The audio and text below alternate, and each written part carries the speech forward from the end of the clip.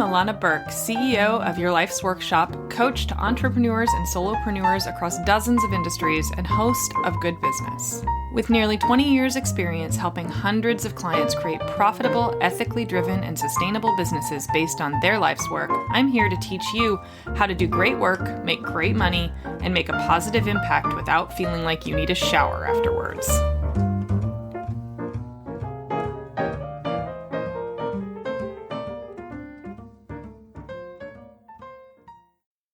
Welcome back. Today is the final step in our multi-step offer design series.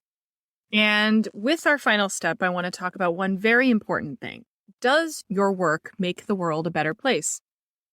When you think about creating an offer, like in a really specific offer design way, do you think about the impact of what you're doing? And how do you think about it? When we think about like online business owners and solopreneurs, this can be really challenging because it's not always so straightforward. For the web designer, for the jewelry designer, for the coach, it's not always a clear-cut picture of like how you think about impact and whether or not your offer has any level of feeding back into your community or your environment. Now, there's industries where this is really straightforward. You know, an organic farmer can go, look, I'm creating food and I'm doing good things for the earth. And, you know, a diversity inclusion consultant can say, look, I'm creating a more equitable workplace. But when you're a life coach, say, or you make earrings, how do you express your impact when you create an offer? Is that important to you? Does your work make the world a better place? Does your offer make the world a better place?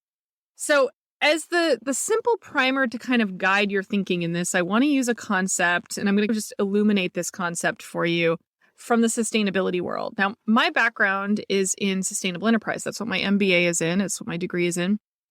But it's not something that I use in the traditional way that it was intended, which is to create a more environmentally sound business world in a really direct way. But I learned all of these incredible tactics. And one of the backbones of sustainable business is, when we think about green business, is the idea of the triple bottom line: people, planet, profit. Instead of just a single bottom line of thinking about financial sustainability, we think about community sustainability, human sustainability, and environmental sustainability. Basically, you can't have a thriving business without these three things being considered like three legs of a stool or a table.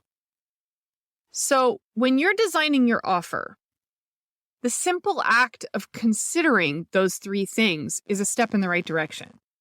If you're considering that, you're already doing more than most. If you can look at ways in which your work creates a more sustainable and thriving community for the people around you. Now, the people around you could be your family members, they could be your clients, they could be the people who follow you on Instagram.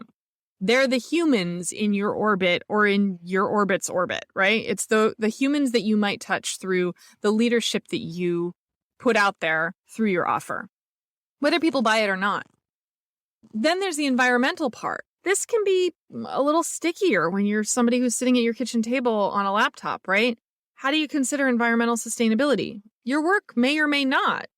You know, if you're that jewelry designer, maybe you're using recycled metals instead of virgin metals. Maybe you're going the extra mile to know the pedigrees of the stones that you use and know the working conditions of the people who mine them.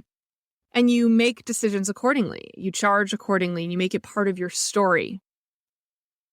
The point, though, is that if you fail to consider all three of those things, then no amount of diversity declarations on your website, no amount of giving back 1%, no amount of donations when there's a natural disaster is going to make up for the fact that the rest of the time you could be doing real harm. So how do you consider the people? How do you consider the environment in which you occupy? How do you consider your bottom line and whether or not it is a financially sustainable entity? And how do you consider those three things side by side all the time? The simple answer is you ask yourself those questions and you make decisions based on the answers. It means that, let's say you're creating an offer that has a huge financial commitment on your part that might bump up against your spouse's need to pick up your kids at school. That means that it's unsustainable from a human standpoint based on the people in your community. So you need to adapt accordingly when you create your offer. It can be really that simple. It's instead of asking for sacrifice all the time because it's quote unquote your work, right? We have this idea in Western culture that your work somehow trumps basic consideration. If you're making money, then you get to put aside things that might otherwise really matter to you or to the people around you. This is a practice of not doing that. It's a practice of going, okay, if this is going to dramatically inconvenience somebody I care about, or it's going to affect them in a negative way, or let's say you want to be a YouTuber and your family doesn't want to be famous. Like, it's making choices about the thing that you're doing based on the humans that matter to you. And realizing that by asking them to sacrifice, you're creating a short-term solution and thereby creating an unsustainable future for yourself. You can't consistently ask for sacrifice and expect it to be a thriving offer. If you want it to be a thriving offer, you have to consider these things up front. So same thing with environmental sustainability around you. Let's say you want to start a podcast and that's the quote unquote offer that we're creating, right? I'm going to start a podcast. And in order to start that podcast, it requires that you buy a generator because you live rurally, and it means that you have to run a gasoline generator outside, and it means that you have to rent space, and you have to pay for incredibly expensive hosting, and you have to use tons and tons of energy or whatever, right? Whatever the circumstances are that might have, like, there's an extrapolation to it that those of us who can just plug in our laptops kind of take for granted. What's the consumption of your work? Sometimes it's already very low and you don't have to consider this very much.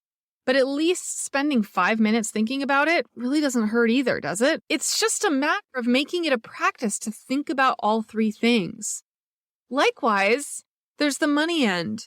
If you create the most amazing offer in the world that's not financially sustainable or sustaining, meaning you're not considering the inputs and outputs and the costs involved in the offer creation, you can definitely create an amazing offer that makes no money, which makes it inherently unsustainable, which means you don't get to make any impact. Even if you ticked the other two boxes, if it's not financially viable, you won't be able to sustain it, which means you will not have a positive impact because you won't be able to financially continue to offer it.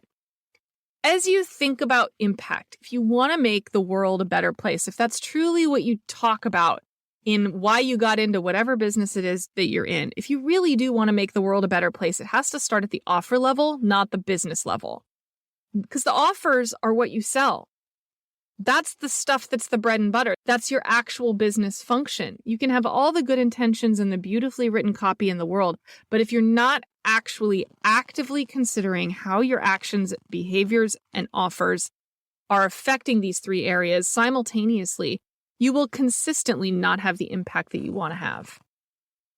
All right, everybody, that is our series on offer design. I look forward to coming back with all kinds of new topics, and I will see you all soon. Have a great day. Thanks so much for hanging out with me today. For more information, visit yourlifesworkshop.com.